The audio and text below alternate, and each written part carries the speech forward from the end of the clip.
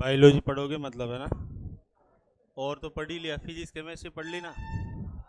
नहीं पढ़ी physics chemistry? सामान्य जानकारी। क्यों? अच्छा सिलेबस। तो जीव विज्ञान या फिर बायोलॉजी है ना। और इस बायोलॉजी में आपको टोटल कितने लेसन? 13 लेसन है ना। 13 लेसन में 13 लेसन है ना। 11 में कितने पढ़े थे? कितने पढ़े थे? 19 है ना। 13 लेसन और हर सब्जेक्ट में आपको कितने नंबर के, किसों मार्क्स के प्रश्न मिलते हैं हर सब्जेक्ट में? बोर्ड की बात कर रहे हैं, किसकी? बोर्ड एग्जाम के ना। तो 100 नंबर का पेपर होएगा, ठीक। इस 100 नंबर में से आपके 56 नंबर, कितना? 56 नंबर तो आपके होता है क्या? थ्योरी है ना। क्या? थ्योरी, यानी कि आपको जो भी आप 13 लेसन में पढ़ोगे ना, वो सारे क्वेश्चन आंसर का कितने नंबर का? 56 नंबर का। 56 नंबर की तो क्या होगी आपके? थ्योरी, ठीक है। फिर आपको 14 नंबर मिलेंगे सेशनल, है ना। क्या मिलेंगे? सेशनल। जो भी आपका स्कूल वगैरह होगा ना, हाफ ईयरली या फिर टेस्ट वगैरह होते हैं, वहाँ से कितने नंबर जाएंगे आपके? 14, है ना। और 30 नंबर का होएगा आपके क्या? प्रैक्टिकल एग्जाम, है ना। अब 56 नंबर की तो थ्योरी और 14 नंबर आपके सेशनल हो गए, और 30 नंबर का क्या है? प्रैक्टिकल वाला मामला, ठीक है। यहाँ पे आपको आराम से 28, है ना, बढ़िया किया है तो 29, है ना, और भी बढ़िया किया है तो 30 नंबर भी आ सकते हैं ना। ये 30 नंबर में से यहाँ तक तो आप अच्छा मान के चलो, है ना। आपने थोड़ा बहुत बढ़िया कर दिया तो, और सबसे अच्छा है तो फिर कितने भी आ सकते हैं? 30 नंबर भी आ सकते हैं ना। 14 तो आपके स्कूल वाले कम से कम 14, फिर ज़्यादा से ज़्यादा कितना? 14 तो भेजते ही हैं, सबके भेजते हैं लगभग, है ना। और कोई अगर मान लो किसी के कितने चले जाएं? 13, है ना। तो यूँ मान के चलो कि 28 और 13 कम से कम मान ले अपन तो, है ना। तो कितने हो गए ये? 41 नंबर हो गए, है ना। 41 ही हुए ना। 41 हो गए। अब 41 नंबर का मामला तो यहाँ हो गया, ठीक है। अब ज़्यादा मेहनत किसके लिए करनी है? यहाँ तो मेहनत है ही नहीं है ना। यहाँ तो मेहनत किसके लिए करनी है? 56 नंबर के लिए। और ये 56 नंबर आपके बोर्ड का एग्ज़ाम है, सिलेबस का पेपर है, ठीक है। अब इस सिलेबस में भी क्या होता है कि जैसे 16 प्रश्न तो आपको कैसे मिलते हैं? ऑब्जेक्टिव। कैसे मिलेंगे? ऑब्जेक्टिव प्रश्न मिलते हैं ना। फिर मिलेंगे आपको 10 कैसे? Fill in the blanks. क्या मिलेंगे? आते ना एक वो रिक्त स्थान वाले प्रश्न, उस तरह के प्रश्न मिलेंगे, ठीक है। और फिर आपको एक एक नंबर वाले कुछ प्रश्न, आपको दो दो नंबर वाले, और लास्ट में कुछ प्रश्न मेजर मिलेंगे, ठीक है। ये जो प्रश्न है ना 16, ये आधे आधे नंबर के रहते हैं ना। और यहाँ गलत होने के चांस ज़्यादा होंगे क्योंकि ऑब्जेक्टिव प्रश्न है। 16 में से कहीं ना कहीं कोई एक ऑप्शन गलत हुआ तो आधा नंबर का गायब हो जाएगा, है ना। फिल इन द ब्लैंक्स वाले आपको आसानी से आ जाएंगे, मतलब आ ही जाते हैं, वहाँ गलत होने के चांस कम रहते हैं। एक एक नंबर में या तो एक लाइन का आंसर या फिर एक शब्द का आंसर होगा, है ना। तो ये तो आपके पैटर्न पेपर रहता है, ये आपकी मार्किंग होती है। 56 नंबर के लिए आपको कितने लेसन पढ़ने हैं? 13 लेसन, है ना। अब 12th का जो सिलेबस है एनसीईआरटी का, वो 11 से कहीं भी मैच नहीं कर रहा, है ना। क्योंकि एनसीईआरटी का उद्देश्य क्या होता है कि जो चीज़ें आपने 11 में पढ़ ली है वो आपको 12th में नहीं पढ़ाई जाएगी, और 11 12th दोनों का मिलाने के बाद जो भी कोर्स बनता है ना, वो सारा का सारा आगे कम्पिटिटिव एग्ज़ाम में आता है ना। 11 12th के बेस पर आप अगर कोई भी कम्पिटिटिव एग्ज़ाम देते हो तो उसमें दोनों का आएगा, 11th का भी आएगा और 12th का भी आएगा, ठीक। हर कम्पिटिटिव एग्ज़ाम में 11th का मैटर ज़्यादा रहता है, ध्यान रख लेना। किसका? 11th का मैटर, है ना। लगभग 55% रहता है 11th, और 45% रहती है क्या? 12th, है ना। 12th में मामला बहुत बढ़िया है क्योंकि 13 ही लेसन है ना। और 13 लेसन में से 5 लेसन तो ऐसे हैं जो आपको 4 4 दिन में पूरे हो जाएंगे। कितने लेसन? 5 लेसन तो ऐसे हैं जो कितने? 4 4 5 5 दिन में पूरे हो जाते हैं, ठीक है।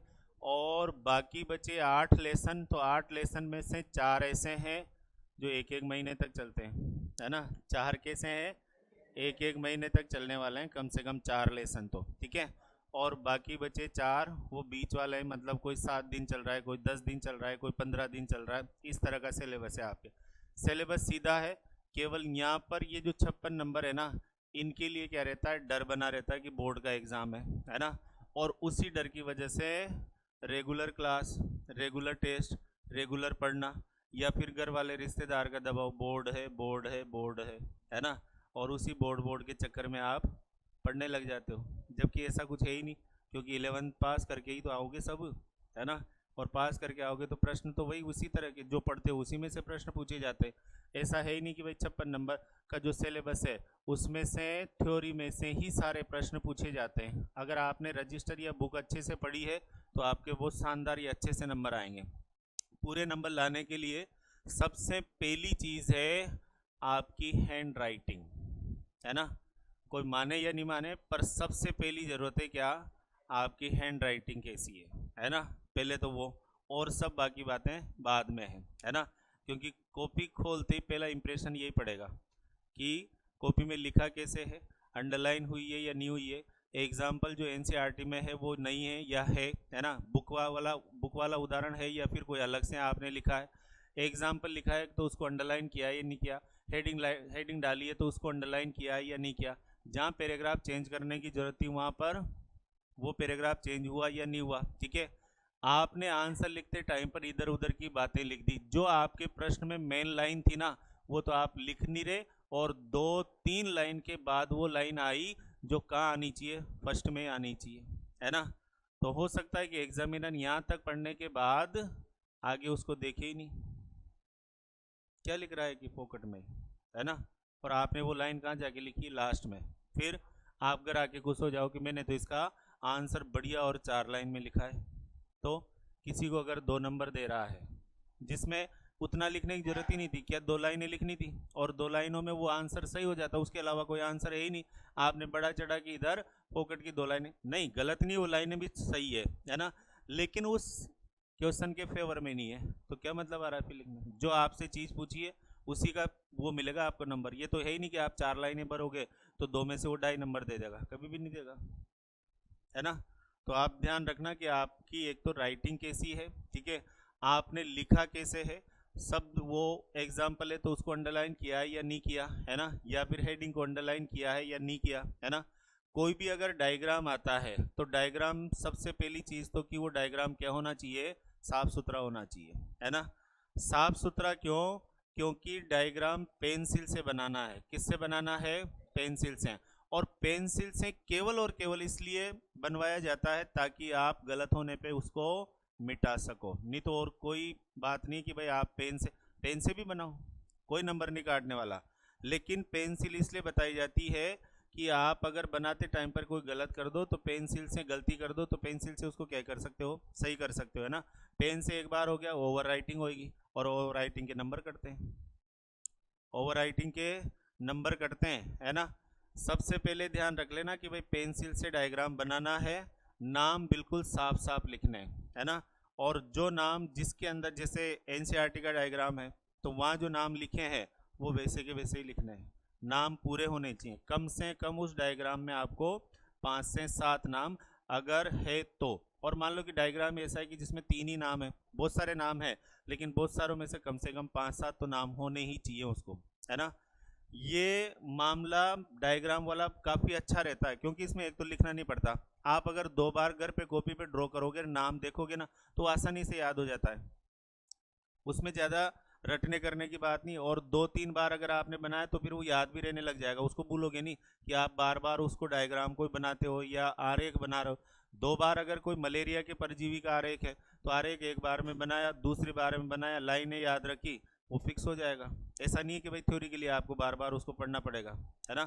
तो अगर ये 56 नंबर पूरे लाने हैं तो एक तो आपकी सबसे पहली तो ज़रूरत है क्या, राइटिंग होनी अच्छी होनी चाहिए, ठीक, आपकी लेखन शैली अच्छी होनी चाहिए, आप आंसर किस तरीके से लिखते हो, है ना। और तीसरा क्या कि डायग्राम जो है वो किससे बना हुआ हो, पेंसिल से बना हो, है ना। और नाम का बिल्कुल विशेष ध्यान रखना है कि अगर कहीं नाम कम है तो आपके नंबर कट सकते हैं ना। बढ़िया डायग्राम है, किसी ने पूरा लिख रखा है और 3 नंबर का प्रश्न है तो 3 मिल जाएंगे उसको, है ना। आपके 2 नाम 3 नाम कम पड़ रहे हैं तो आपको कितने कि 2.5 नंबर दे दिए तो दे दिए। अब 30 प्रश्न है आपके, अगर मान लो 10 प्रश्नों में भी ऐसा हुआ कि आधा आधा नंबर गायब हो रहा है तो 5 तो वैसे ही कम हो गए। और फिर आप घर आके सोच लो कि मैंने तो पूरा ही सही किया है और फिर लास्ट में स्कोर देखते हो ना कि यहाँ पर इस सब्जेक्ट में 5 कमाए मैंने तो इतने जोड़े थे, या इसमें 8 कमाए मैंने इतने जोड़े थे, फिर आपके दिमाग में आएगा कि को भी रीचेकिंग करवाऊँ, है ना। और ध्यान रख लेना, रीचेकिंग नहीं होती, रीटोटलिंग होती है। जो नंबर एग्जामिनर ने एक बार दे दिए उसको फिर वो चेंज करने वाला नहीं है ना। हाँ, कोई प्रश्न चेक होने से छूट गया, है ना, या फिर किसी प्रश्न में क्या हो गया है कि जैसे क्या आंसर था, या आंसर इस तरीके का है कि आपको वो आंसर लिखने के बाद भी पूरे नंबर नहीं दिए जा सकते, है ना। तो ध्यान रखना, रीटोटलिंग होगी। क्या होगी? रीटोटलिंग। रीचेकिंग नहीं होती है। कोई प्रश्न छूट जाए चेक होने से तो वो चेक हो सकता है, वरना एक बार एग्जामिनर ने 2.5 दे दिए तो दे दिए फिर, है ना, क्योंकि वहाँ लंबी चौड़ी लिस्ट है, इस नियम के तहत आपके ये नंबर काट लिए गए, है ना। तो ध्यान रखना कि मौका नहीं मिले क्या करने का, नंबर काटने का, है ना। एग्जामिनर को मौका नहीं मिले कि वो आपकी कॉपी में से नंबर काटे, ठीक है। अब आई बात कितने कि 13 लेसन का क्या क्या सिलेबस है, क्या क्या पढ़ना है आपको 12th में, ना। सबसे पहला लेसन तो है आपके क्या, पहला लेसन तो है पुष्पी पादपों में लैंगिक जनन। किसमें? पुष्पी पादपों में लैंगिक जनन, है ना। पुष्पी पादपों में लैंगिक जनन, ये पढ़ना है पहले नंबर पर। तो दूसरे नंबर पर है आपके क्या, मानव में लैंगिक जनन। किसमें? मानव में जनन या मानव में लैंगिक जनन, ठीक है। तीसरे नंबर पर आपको पढ़ना है प्रजनन स्वास्थ्य। क्या पढ़ना है? प्रजनन स्वास्थ्य, यानी कि इसमें आप जैसे जनसंख्या वृद्धि के कारण वगैरह पढ़ोगे, है ना, जन्म नियंत्रण के उपाय पढ़ोगे, और गर्भ निरोधक उपाय या जन्म नियंत्रण उपाय पढ़ोगे। उसके बाद इसमें जैसे बंध्यता क्या होती है उसके बारे में है, एमटीपी क्या होता है उसके बारे में है, यौन संक्रामक रोग क्या होते हैं उनका उपचार क्या होता है, बचाव के तरीके क्या क्या है, ये सब किसके अंदर? प्रजनन स्वास्थ्य के अंदर। चौथे लेसन में आप पढ़ोगे जेनेटिक्स, है ना। क्या? जेनेटिक्स, है ना, वंशागति और विभिन्नता के सिद्धांत, है ना, या आनुवंशिकता के सिद्धांत, ठीक है। मेंडल वाली जेनेटिक्स पढ़ोगे और मेंडल के बाद वाली जेनेटिक्स पढ़ोगे, ठीक है। छठे नंबर पर है वंशागति का आणविक आधार। वंशागति का आणविक आधार, और इस आणविक आधार में मोलिकुलर बेसिस, जिसमें आप क्या पढ़ना है? डीएनए पढ़ना है। डीएनए से आरएनए कैसे बनता है वो पढ़ना है, आरएनए की संरचना, आरएनए से प्रोटीन कैसे बनती है वो पढ़ना है, डीएनए की संरचना पढ़नी है, डीएनए की पैकिंग पढ़नी है, डीएनए के कार्य पढ़ने हैं, ठीक है। तो ये सब किसके अंदर है? छठे लेसन के अंदर, है ना। लगभग 1 महीने तक चलने वाला है, ठीक है। कौन सा लेसन? छठा लेसन, और पूरी बुक का सबसे बड़ा लेसन है, नंबरिंग भी सबसे ज़्यादा इसी लेसन की है, ठीक है, छठे लेसन की, है ना। फिर आता है आपके छठा थोड़े ही है, पहला पुष्पी मानव में जनन, प्रजनन स्वास्थ्य, जेनेटिक्स, और ये 5वां लेसन वंशागति का आणविक आधार, है ना। छठे नंबर पर आता है आपके विकास, है ना। छोटी क्लासों में आपने लेमार का, डार्विन का, इनका नाम सुना होगा, है ना। और जैव विकास में समजात समवृत्ति अंग सुने होंगे, है ना। तो वो वाला लेसन है कौन सा? छठा लेसन, विकास वाला, है ना। 7वें नंबर पर आप पढ़ोगे मानव रोग, है ना। और इस लेसन में आपको मनुष्य के अंदर होने वाले, जीवाणु से होने वाले, विषाणु से होने वाले, कृमि से होने वाले, कवक से होने वाले, प्रोटोजोआ से होने वाले, ये तो सारे के सारे संक्रामक रोग, है ना। संक्रामक रोग, और साथ में आएगा असंक्रामक रोग, जैसे कैंसर वगैरह होता है ना, इनके बारे में पढ़ना है, एलर्जी के बारे में पढ़ना है, ठीक है। और फिर पढ़नी है इसमें ड्रग्स। क्या पढ़नी है? ड्रग्स। ड्रग्स मतलब औषधीय पौधे, है ना, या जिनके अंदर नशीला पदार्थ बनता है, जैसे तंबाकू वगैरह है ना, अफीम वगैरह है, जिनमें एल्केलॉइड होते हैं ना, मार्फिन, कोडीन वगैरह, है ना, उनके बारे में पढ़ना है, ठीक है। और ड्रग्स एल्कोहल का कुप्रयोग पढ़ना है। क्या पढ़ना है? मिस यूज या फिर कुप्रयोग पढ़ना है। ये भी काफ़ी बड़ा लेसन है ना, एक तो ये है ही सही, और फिर अगला लेसन बड़ा सा मिलेगा आपको, कौन सा? मानव रोग, मानव स्वास्थ्य है लेसन का नाम, ठीक है। 8वें नंबर पर आप पढ़ोगे क्या? सूक्ष्म जीवों का मानव कल्याण में क्या योगदान है? दूध से दही बनाने में, एंटीबायोटिक बनाने में, है ना, जैव उर्वरक के रूप में, या फिर जो वाहित मल होता है उसके उपचार में सूक्ष्म जीवों का क्या क्या उपयोग होता है, ये आप कौन से लेसन में? 8वें लेसन में, है ना। 9वां और 10वां लेसन ये आप पढ़ोगे जैव प्रौद्योगिकी या फिर बायोटेक्नोलॉजी, है ना, जैव प्रौद्योगिकी या फिर बायोटेक्नोलॉजी। जिसमें क्या किया जाता है कि सूक्ष्म जीवों के अंदर जो भी क्षमता होती है उस क्षमता के आधार पर मानव के लिए नए नए उत्पाद और नई नई सेवाओं का सृजन किया जाता है। ठीक है, सूक्ष्म जीवों के अंदर जो भी क्षमता होती है उस क्षमता का उपयोग किसमें किया जाता है? मानव कल्याण में। ये आप 9वें और 10वें लेसन में है ना। 9वें लेसन में तो आप सिद्धांत और क्रियाएं पढ़ोगे, उन सिद्धांत और क्रियाओं का क्या फायदा है ये किस में पढ़ोगे? 10वें लेसन में पढ़ोगे। ठीक है, फिर आता है 11वां लेसन है ना। 11वें लेसन में आपको पढ़ना है क्या? समष्टि के बारे में। किसके बारे में? समष्टि, पॉपुलेशन के बारे में पढ़ना है, और इंटर रिएक्शन क्या क्या होती है समष्टि के जीवों के बीच में, इनके बीच में क्या होती है ना। फिर उसके बाद आप पढ़ोगे क्या? 12वां लेसन है ना।